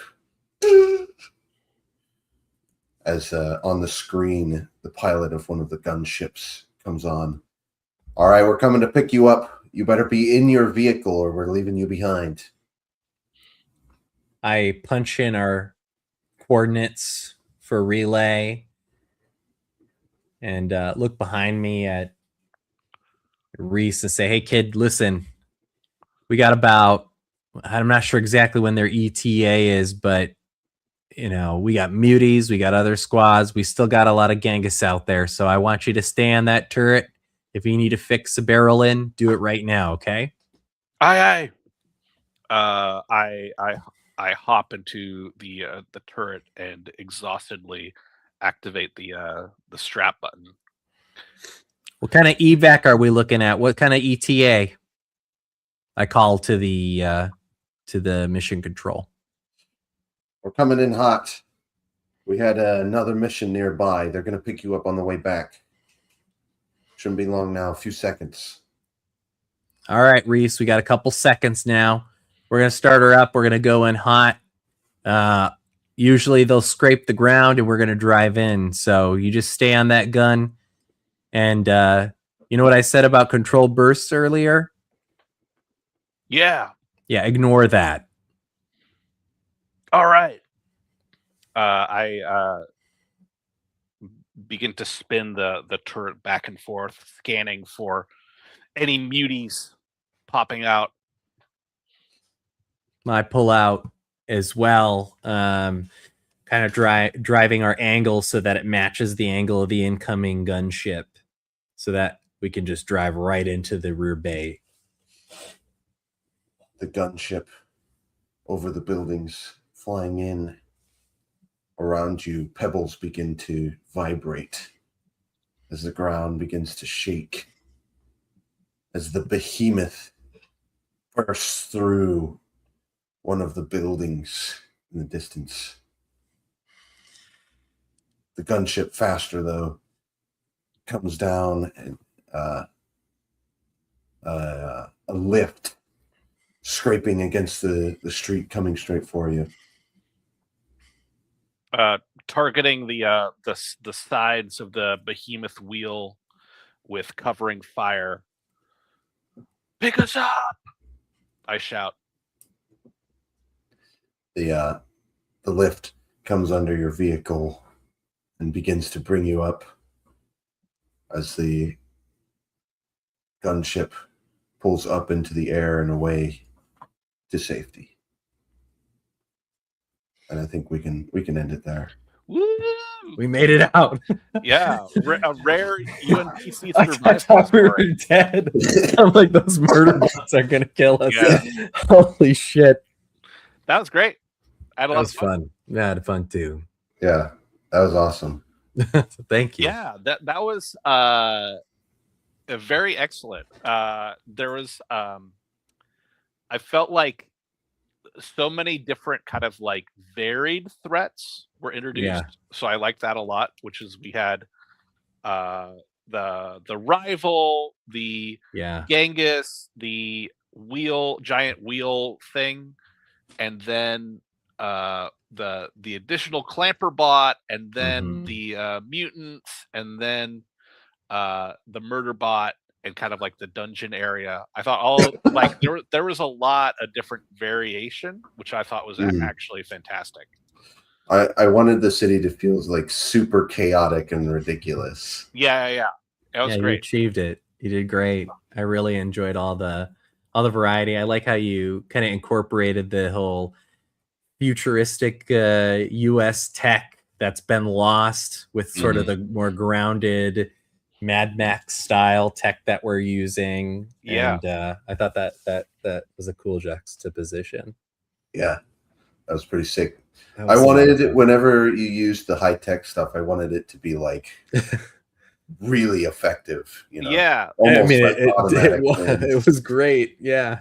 Yeah, that was a blast. I thought it was really fun. The especially kind of like switching weapons was really fun. It was also that I felt like that we co-created a whole lot of different like equipment, which I think is actually kind of rare for UnPCs. But I thought that it worked out great, where it was just kind of like, okay, we dig in the bag, we got the monocle, we got the visors, we've got the parachute, we've got the hazmat suits, we've got the we're just gonna invent your whole game, bud. Yeah. Well, it was I think we all did it right, which was like we never were like, oh, I found the key to the treasure chest. I think the only thing is when I did co-create our escape route out of the. I was okay with it because I didn't really intend it to be difficult to get out of the airship. Anyway. I just like, there's got to be an ejection hatch or something that we can get out of here. Yeah, totally. And then it ended up being kind of interesting because we both fell out of it, so it wasn't like it was. Yeah, that was good. Yeah, I think fantastic. I think we had a whole lot of co-creation. I also think we had the good kind of co-creation where it was a series of offers to the GM, like, hey, I think this is here. Does it work? Or like, is it dangerous? Is it like you can always shut it down, right? Yeah, you can shut it down, or you could add complications to it, which is always good. So I thought everyone's doing a great job on that, which is both sides. Yeah, to state the obvious, congratulations, you're vetted. Woo-hoo! Oh, for sure. Oh, hell yeah. Hell yeah. Yep, thank you, guys. Thank you. Absolutely. Let's go back here. Oops. Sure. No, add it back. Okay. So quickly, let's go through any interesting comments. We had Mr. Elf Hunter. Hey. Yeah, ponder the orb, getting your red wings. So thank you. Minimize the spreadsheet. I did it. I eventually did it in a diegetic way. He did. Grognard guy traveled through time for you. What's funny is it didn't even cross my mind, Chris, until you got rid of it. I was like, well, were because I mean we're kind of like locked in watching each other's faces, so it's like you just block it out because there's just so everyone knows, backstage there's all these little doodads and buttons and shit, so it's like it's easy to see. It's easy to forget, like, oh, that part isn't supposed to be there. So that was the explanation of We got the spawner watching the entire thing. Thank you, cheers, sir. man. Thank you. Grognard guy with some commentary. I'm not sure. The hardest pickup travel through time for you. I don't know what this is a reference to, but thank you for commenting and watching, Grognard guy. The flare gun. We didn't do anything with this flare gun. We never did anything with the silence pistol either. I just threw it under my armpit and then we just lost it. That's okay. I was handed the flare gun, but I was like, if the minigun won't do anything, I don't know if the flare gun's going to do anything. So I was never sure what the flare gun was going to do, but I was like, it's going to be something really cool. Yeah, I assumed that like what I had in my mind was that the flare gun is like the emergency escape. So like we could shoot it off and like say we give up on the mission, and they're like, okay, fine, we'll come get you or something. I was kind of thinking it would be for like the last resort. They're just gonna airstrike whatever. Yeah, sure, an airstrike. That'd be also awesome. Where it's like interacting with the airship or whatever the hell. Were you thinking of like the Marvel movie super air carrier type thing, or what? Kind of. Yeah, but like even bigger. I was imagining even like bigger. Okay, gotcha. Ridiculous. That was kind of like what I was getting to, which is yes. Adept Austin caught up in the last quarter. That's cool. Awesome, disappointed Mork couldn't make it. Yeah, Mork had we tried to do some issues, audio debugging, but unfortunately the microphone was not working. So next time, always welcome. Please come back. Fantastic.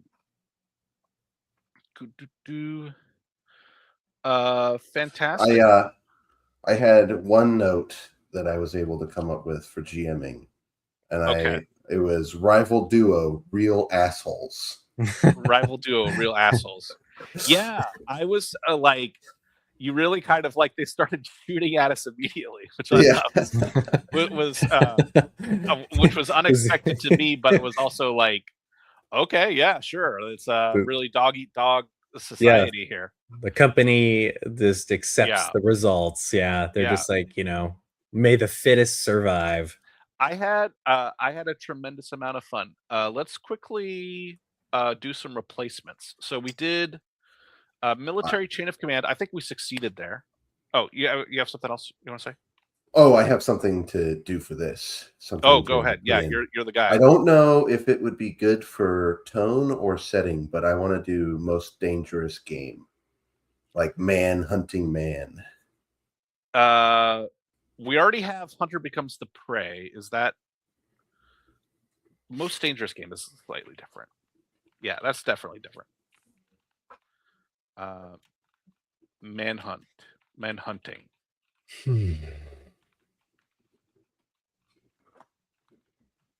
Okay, so yeah, that's a good question. Is this a setting or is this like a tone? Is this kind of like is hunting humans for sport? Is this like the premise, or is this something that you would add on to like a setting? I think it can be tone because you could do it in pretty much any other setting. Yeah, for sure. I have a setting for you. Sure. Let's actually. So. Oh, sorry. Yeah. Pancake gets the first right. I'm sorry, Pancake. I'm sorry. I don't know. No. I never explained it, so don't worry about that. No, go ahead. I want to hear it because I haven't thought of anything yet. Let's hear it, Jordan. Oh, okay. It's gonna challenge you. I'm thinking like Iron Ages Europe. So like prehistory Europe. Yeah. Like that's not quite caveman, but like early agrarian. Yeah. It's gonna be tricky. Gotcha. Celtic. So this is like Celtic huts, sort of. Yeah. Okay, so this is like the Proto-Indo-European thing. Yeah, you can go however you want, Tribal. I'd love to see role playing in that. That'd be kind of interesting to see. So yep. Does that meet with Pancake's approval?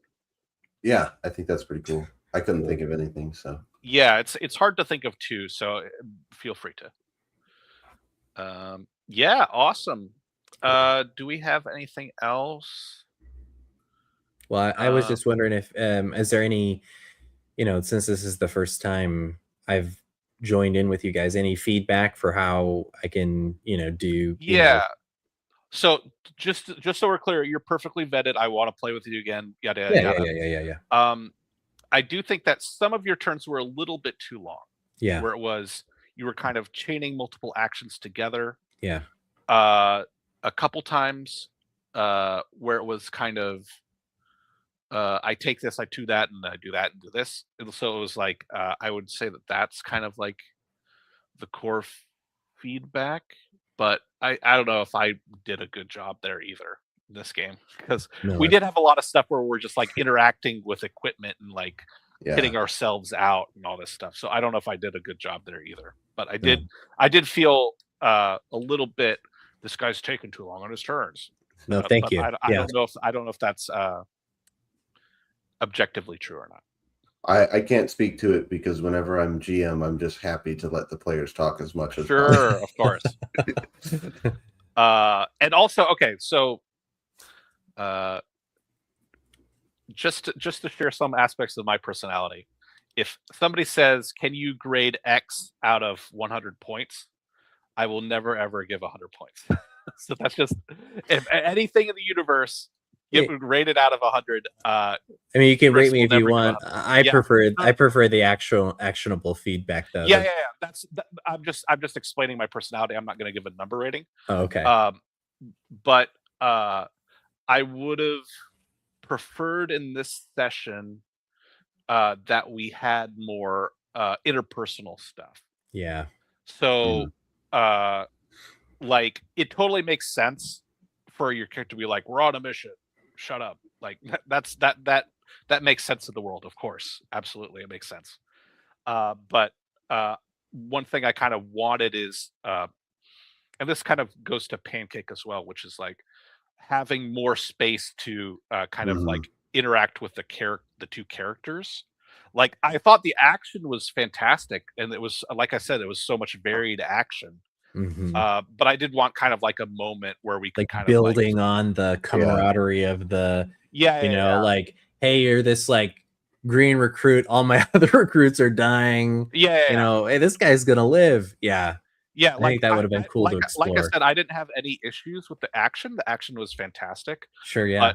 But like when you guys were repairing your vehicle, I could have waited a step longer to introduce I would have loved that, but then again, this is not anything to do with like 4D. This is just like what Chris wants. So sure. It's like that's my that's a little bit of my opinion, because I was expecting this UnPC to end like all the other UnPCs, where one guy gets blown away and then the other I figured Locke would kill me at some point and be like, "Go on without me, kid." So I was trying to seed a little bit of like, "No, I'll give the chocolate cake to your girlfriend." I figured the murder bot would have definitely killed one of you, but I kept rolling very poorly. We never got a hit on. Yeah, absolutely. So that's just like my small feedback, and like I said, that's just like my preference. Yeah, sure. Oh, that would have been fun to call back to. Okay, I actually do want to hear about that chocolate cake now. Yeah. I was wish I had thought of that. I forget what this. There's a. I think it's just kind of hard in a one shot to think of taking the time on that. Yeah, I think that's true. I do think that a little can go a long way, which is like you add a little bit of that. So one thing I was thinking about during this, I haven't seen this movie, but I've seen the trailer. It's called Robot Jocks. Have you guys heard of that one? Yeah, I know Robot Jocks with the my buddies and I, in college we watched Robot Jocks. It's like JOX, right? Robot Jocks. Yeah, 1990. There's if I'm remembering correctly, there is like a scene Bad Mech Warrior.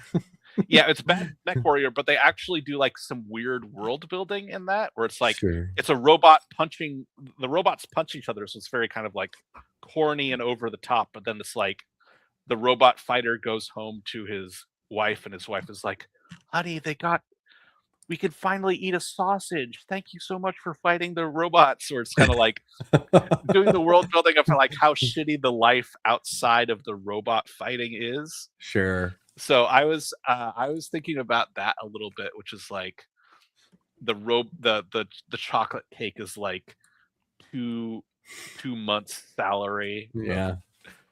of being going to war and finding these radioactive crystals and shit. I'm like, honey, we got a chocolate cake. It's like hermetically sealed from like 50 years ago. Unwrap it. Oh. So that's that was something that was in my mind a little bit. But yeah, that's all just my preference. It was a lot of fun. I liked how you established the Genghis gang as like really mobile and dangerous, and then I was like, yeah, they're all dead. Yeah. Let's see. We got any other comments? Mythic Britain mention. Yes, Adept Austin is running a Mythic Britain, which is probably right up your alley. Ponder the Orb, so maybe look into that. Oh, don't worry, we've already been talking. Okay, fantastic. Well, then that's done already. That's great. Cool. Any other commentary? We're gonna stick around for the post stream. But anything else you want to say to the listeners or the viewers or the for posterity, I should say? Just that me and the spawner really need to be in the same game. Yes. I love playing with both of you, so I want to see everyone. And this is a blast, guys. Come next week. Sign up for next week. I'll try to post these sign-ups a little bit earlier. I've been kind of busy. Thanks for letting me join. Yes, absolutely. Thank you for coming, and congrats. It was a real pleasure. Yep, I'm gonna end the stream. Cool. Woo! I'll be there. Cool. Cool. Awesome. All right, ending stream. 1, 2, 3.